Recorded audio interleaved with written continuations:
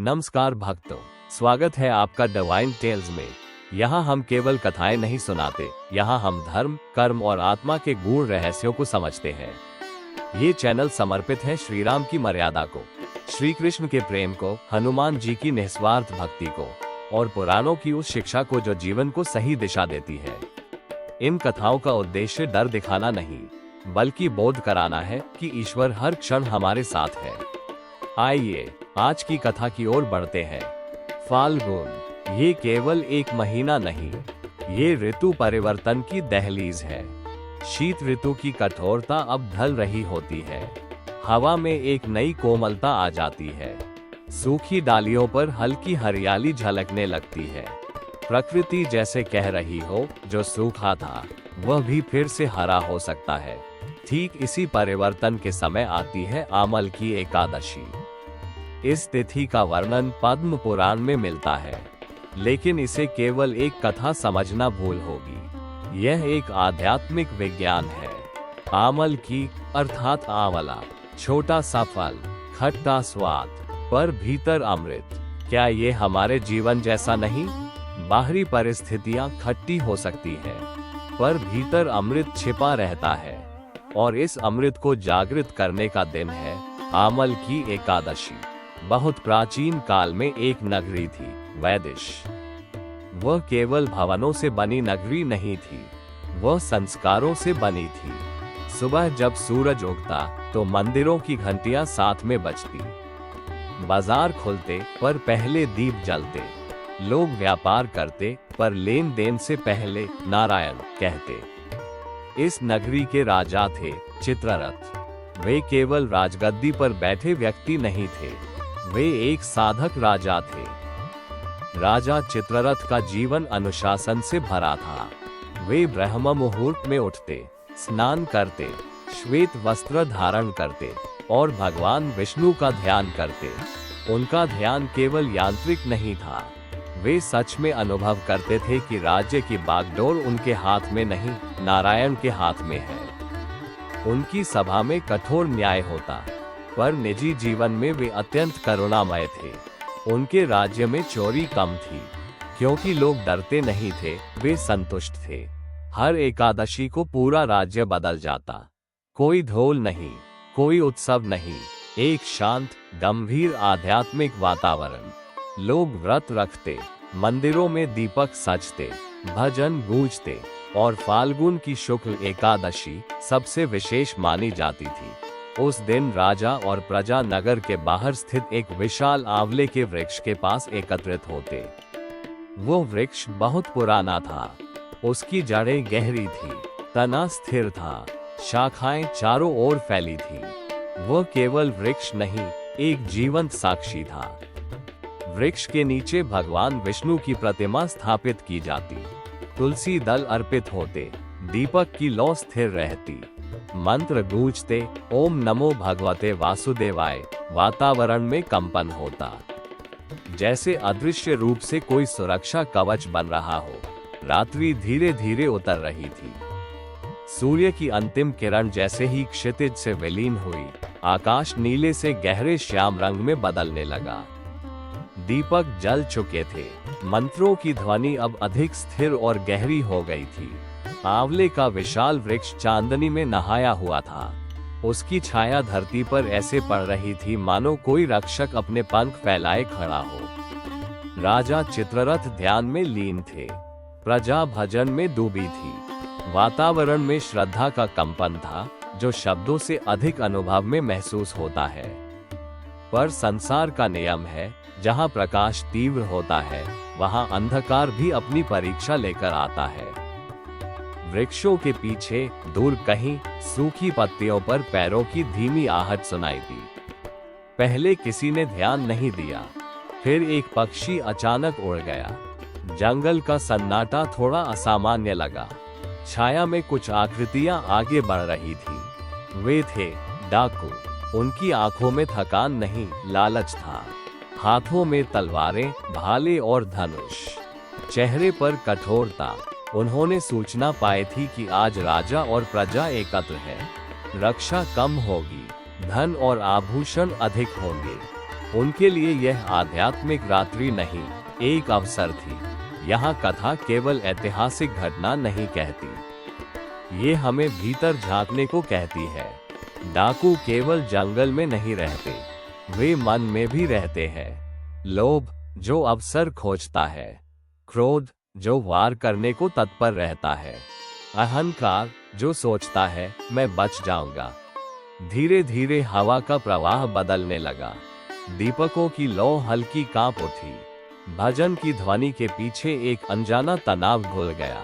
कुछ सैनिकों ने दूर छाया देखी, पर राजा ने संकेत दिया, पूजा जारी रहने दो। यह विश्वास था, भय का नहीं। डाकू वृक्ष के समीप पहुंच गए। उन्होंने देखा, राजा ध्यान में है, प्रजा भजन में मग्न है। उनके लिए यह असावधानी थी, पर वास्तव में ये समर्पण था। एक डाकू ने तलवार उठाई, दूसरे ने संकेत किया, अभी। वे आगे बढ़े। उनकी चाल तेज हुई, हथियार चांदनी में चमके। क्षण ऐसा था जहां इतिहास बदल सकता था, पर उसी क्षण कुछ हुआ।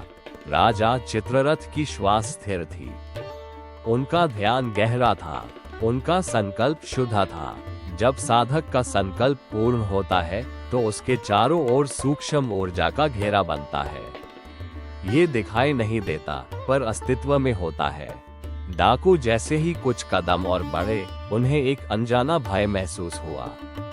हाथ कांपे, दिल की धड़कन तेज हुई, पैर भारी लगे। ये केवल मानसिक भ्रम नहीं था, यह उस सामूहिक भक्ति का प्रभाव था जो वहां घंटों से प्रवाहित हो रही थी। अचानक एक तेज हवा चली, दीपक बुझने के बजाय और उज्ज्वल हो उठे। आंवले के पत्ते तेजी से हिले, मानो वृक्ष स्वयं चेतावनी दे रहा हो। क्षण स्थिर हो गया। डाकू आगे बढ़ चुके थे, हथियार उठ चुके थे, वार बस होने ही वाला था। और तभी राजा चित्ररथ के हृदय प्रदेश से एक प्रकाश रेखा फूटी। पहले वह मंद थी, फिर तेज, फिर असहनीय उजास में बदल गई। डाकुओं की आंखें चौंधिया गई। वे एक दूसरे को देखने लगे। यह क्या है? उस प्रकाश से एक दिव्य स्त्री का स्वरूप प्रकट हुआ। उसकी देह अग्नि के समान तेजस्वी, नेत्र सूर्य समान प्रखर, वक्ष से प्रकाश की तरंगें निकल रही थी। वह कोई साधारण देवी नहीं थी, वह थी राजा के व्रत की सजीव शक्ति। वह थी सामूहिक श्रद्धा की रक्षा ऊर्जा। उसके हाथों में शस्त्र थे, पर उसका चेहरा क्रोध से नहीं, धर्म की दृढ़ता से दमक रहा था। उसने एक दृष्टि डाकुओं पर डाली, और उसी दृष्टि में उनका साहस टूट गया। डाकुओं ने फिर भी वार करने का प्रयास किया, पर जैसे ही तलवार आगे बढ़ी, वह हाथ से छूटकर गिर पड़ी। एक डाकू भूमि पर गिर पड़ा, दूसरे का भाला दूर जा गिरा, तीसरे की आंखों के सामने अंधेरा छा गया। वे सभी डाकू भूमि पर पड़े थे, कोई अचेत, कोई कांपता हुआ, कोई भय से रोता हुआ। उनकी आंखों में अब लालच नहीं था, भय और विस्मय था। दिव्य स्त्री ने एक बार फिर राजा की ओर देखा, मानो पूछ रही हो, क्या आप भी रक्षा चाहिए? राजा अभी भी ध्यान में थे। उनका मन विचलित नहीं हुआ था, क्योंकि सच्चा साधक संकट में भी केंद्रित रहता है। और धीरे धीरे वह दिव्य स्वरूप उसी प्रकाश में विलीन होने लगा जिससे वह निकला था। क्षण भर में सब कुछ सामान्य लगने लगा। दीपक जल रहे थे, भजन चल रहा था, चांदनी शांत थी, पर डाकुओं का जीवन बदल चुका था। कुछ समय बाद डाकुओं को होश आया। उन्होंने इधर उधर देखा, न कोई युद्ध का दृश्य, न रक्त, न प्रतिशोध। राजा शांत बैठे थे, प्रजा भजन में मग्न थी। डाकुओं को समझ आया, यह कोई भ्रम नहीं था, यह कोई साधारण घटना नहीं थी। वे कांपते हुए राजा के पास आए और चरणों में गिर पड़े। हमें क्षमा करें, उनकी आवाज टूट रही थी। राजा ने आंखें खोली, उनकी दृष्टि में क्रोध नहीं था। उन्होंने कहा, जिस शक्ति ने तुम्हें रोका, वही तुम्हें बदलना भी चाहती है। उन्होंने दंड नहीं दिया, उन्होंने अवसर दिया। यहाँ कथा का सबसे गहरा बिंदु है। यदि उस रात राजा प्रतिशोध लेते तो कहानी यहीं समाप्त हो जाती, पर उन्होंने क्षमा दी और वहीं से परिवर्तन प्रारंभ हुआ। दिव्य स्त्री कौन थी? शास्त्र कह सकते हैं वो देवी थी, भक्ति कहेगी वो विष्णु शक्ति थी, पर साधना का विज्ञान कहता है वो आंतरिक चेतना की जागृत अवस्था थी। जब मन पूर्ण समर्पण में होता है तो भीतर की रक्षा शक्ति सक्रिय हो जाती है। उसे बाहर से बुलाना नहीं पड़ता, वह भीतर से उठती है। राजा चित्ररथ का तप, प्रजा की सामूहिक आस्था और आमल की एकादशी का व्रत, इन तीनों ने मिलकर वह शक्ति उत्पन्न की। डाकू जो हत्या करने आए थे अब शरणागत बन गए, उनका कर्म वहीं पलट गया। कभी कभी जीवन में एक क्षण पर्याप्त होता है दिशा बदलने के लिए। वह क्षण था जब उन्होंने दिव्यता को देखा। राजा चित्ररथ की कथा यहीं समाप्त नहीं होती, वह तो भक्ति की प्रत्यक्ष रक्षा का उदाहरण थी। अब कथा हमें एक बिल्कुल अलग दिशा में ले जाती है, जहां न राजमहल है, न सामूहिक भजन, न जागरण का दीप। वहां है एक अकेला मनुष्य, वन में भटकता हुआ, थका हुआ और भीतर से कठोर। वैदिश नगरी से दूर वन के किनारे एक बहेलिया रहता था। उसका जीवन हिंसा पर आधारित था। पक्षियों को जाल में फंसाना, जानवरों का शिकार करना, यही उसका व्यवसाय था। वह मंदिर नहीं जाता था, वह व्रत नहीं रखता था, उसे शास्त्रों का ज्ञान नहीं था। उसके लिए जीवन केवल पेट भरने का संघर्ष था। पर ईश्वर की लीला केवल ज्ञानी तक सीमित नहीं होती। संयोग देखिए, जिस दिन नगर में आमल की एकादशी का व्रत था, उसी दिन बहेलिया भी शिकार के लिए निकला। सुबह से शाम तक उसे कोई शिकार नहीं मिला।